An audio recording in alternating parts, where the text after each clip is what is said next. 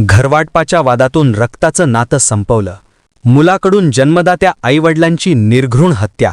हुपरी हदरली. हुपरी शहरातील महावीरनगरमध्ये घराच्या वाटणीच्या कारणावरून जन्मदात्या आईवडिलांवर अत्यंत निर्दयीपणे हल्ला करून त्यांची हत्या केल्याची धक्कादायक घटना शुक्रवार दिनांक 19 डिसेंबर रोजी पहाटे उघडकीस आली. या घटनेमुळे संपूर्ण हुपरी शहरात खळबळ उडाली आहे.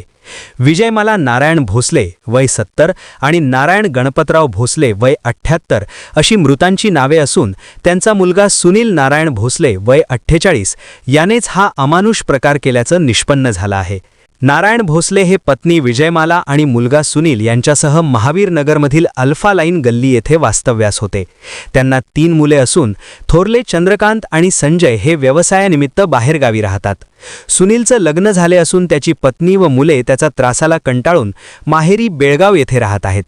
त्यामुळे सुनील हा आईवडिलांसोबतच राहत होता. गेल्या काही महिन्यांपासून घराची वाटणी करून मिळावी यावरून सुनील आणि त्याच्या आईवडिलांमध्ये सतत वाद सुरू होते.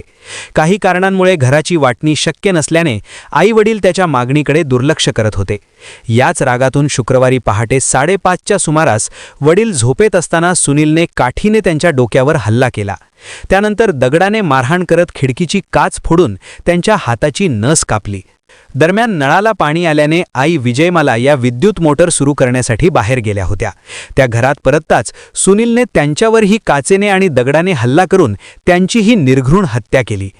घटनेनंतर सुनील हा शांतपणे घराबाहेर येऊन मॉर्निंग वॉकला जाणाऱ्या शेजाऱ्यांना हसतमुखाने प्रतिसाद देत होता.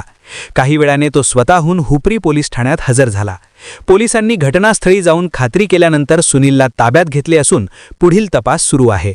सबस्क्राइब करा.